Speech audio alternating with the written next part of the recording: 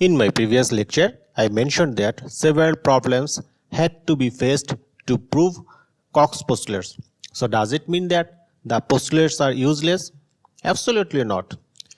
A number of modern molecular approaches can be used to prove cause and effect and thereby serve as alternative to Koch's postulates. PCR-based typing approaches can be used as an alternative to detecting and cultivating pathogenic bacteria in diseased tissue.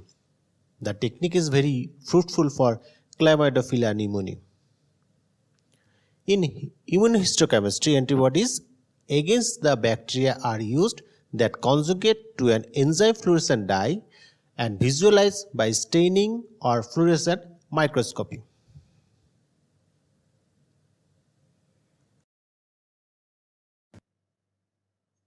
We already know that the fifth postulate says the elimination of the disease causing microbe from the infected host or prevention of exposure of the host to the microbe should eliminate or prevent disease.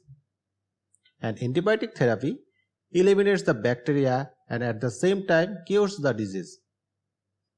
When the properties of Vibrio cholerae was exposed, public health officials were able to prevent the spread of cholera by identifying and shutting off contaminated water sources and by treating water to eliminate Vibrio cholerae from the water supply.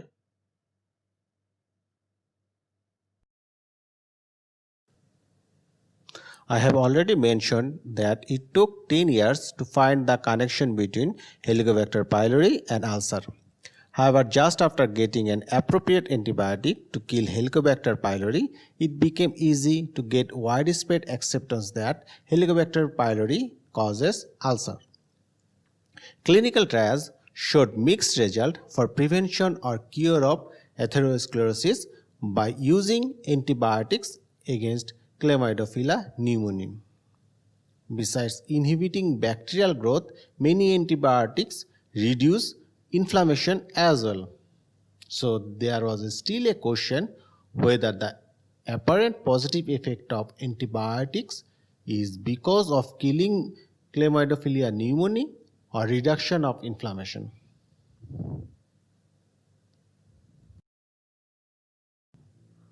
Vaccination that induces immunity against a specific pathogen can also be used to prevent or lessen disease and again provide evidence of cause and effect, especially if the vaccinated individual does not develop symptoms of disease even after being exposed to the pathogen. Vaccinations are used routinely to prevent disease when the causative microbes are known. However, it also being used to find the cause of a disease whose etiology has not been clearly known. As for example, a major risk factor for cervical cancer is HPV, that means human papilloma virus. Gardasil 9 is an HPV vaccine approved by the US FDA. If it can prevent cervical cancer, then it will be proved that cervical cancer is caused by HPV.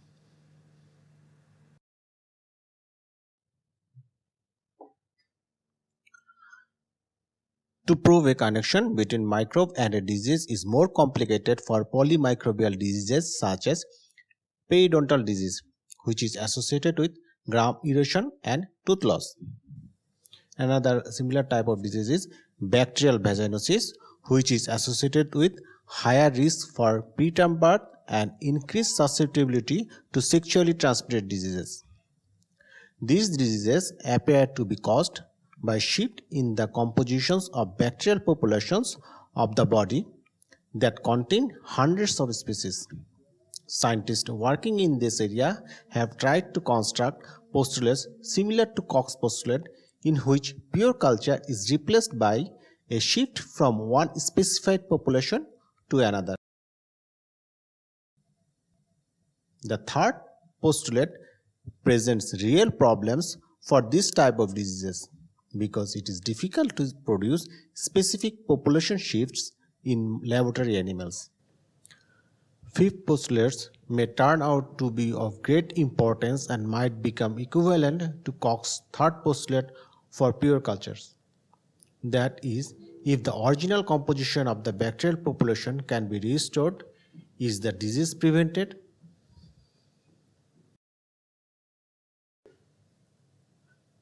It was expected that the microbes that are capable of causing disease will inevitably cause disease when an individual will be exposed to them. However, this description of infectious disease was being questioned because scientists realized that not all people who drank water containing Vibrio cholerae developed cholera. Again, not all people exposed to someone with tuberculosis develop symptomatic disease, even though it could be shown that they were infected with the bacterium. So it became clear that susceptibility to pathogen varies from person to person. Disease causing ability also varies among different strains of the same bacterial species.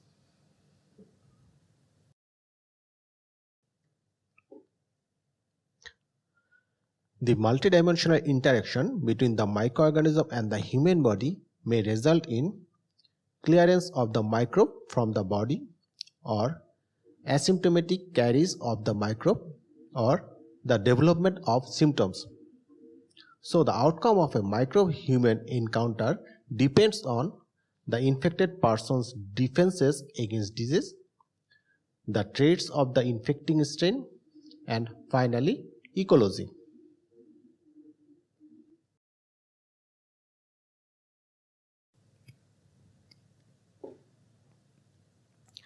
There are differences in opinion about the complex relationship between microbes and human body. Let's have a look on few of these views.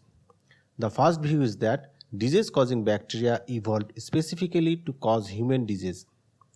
This view fits for the case when a bacterium that causes disease only in humans without having any external reservoir causes symptoms in virtually all infected people.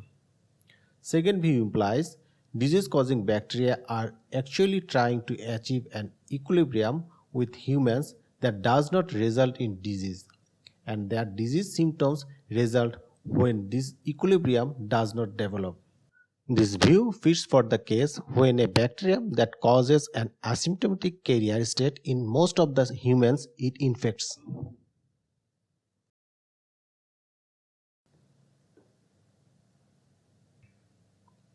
According to the third view, humans are actually accidental hosts of some bacteria that may be able to cause human disease. Bacteria entering the human body react by activating stress responses, producing disease symptoms in the process. A bacterium that spends most of its time outside the human body and only occasionally causes human disease may fit more closely with this third view. Actually, there is no one model that fits all diseases.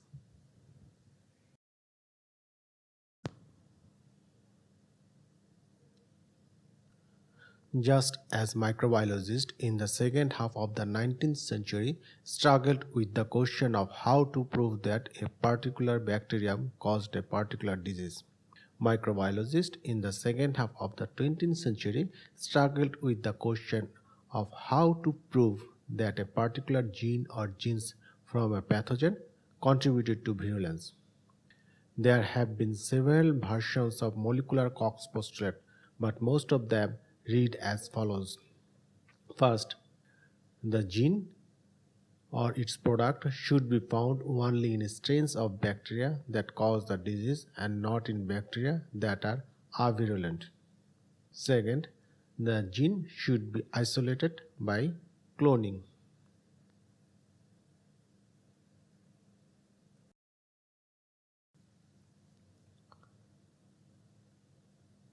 Third, disrupting the gene in a virulent strain should reduce or attenuate its virulence, the concept of attenuation. Alternatively, introducing the cloned gene into an avirulent strain should render the strain virulent. Fourth or final, it should be demonstrated that the gene is expressed by the bacterium when it is an animal or human volunteer at some point during the infectious process. Though the version of molecular Koch's postulate did not satisfy the microbiologist, because of very simple view of virulence factors. It fueled discussion that have directed to a more sophisticated but maybe yet not entirely correct view of virulence.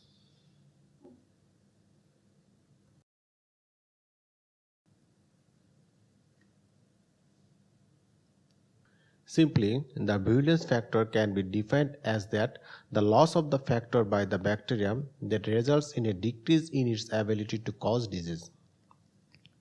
This definition will well fits when a single factor is responsible for a disease, like diphtheria, where the bacterium produces a single toxin protein, diphtheria toxin, and it is the factor that causes the disease.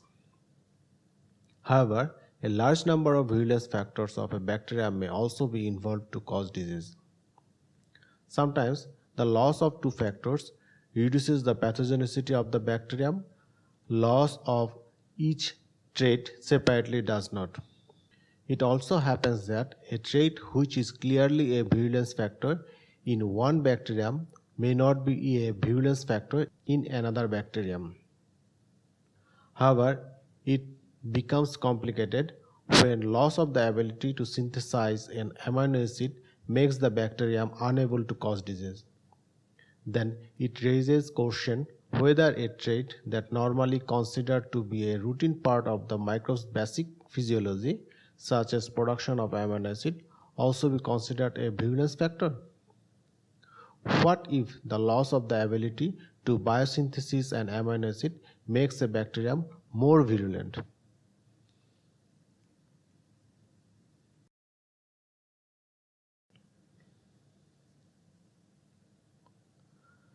So we can say that the current definition or concept of the virulence factor is inadequate and needs to be rethought. However, modern molecular methods have provided new ways to investigate how bacteria cause diseases, such as transposon mutagenesis. This method does not just focus on one or a few genes but seek mutations that affect some general features of pathogenesis, such as the ability to survive inside a phagocyte, or the expression of a set of genes in an animal, or survival in the animal. In vitro expression technology, these techniques seeks genes that are expressed only in the animal. Signature tag mutagenesis, which seeks transposon insertion that eliminate the ability of a bacterium to survive in the animal. Lately, scientists using comparative genomics and microarray technologies which identify genes involved in the pathogenesis of bacterial infection.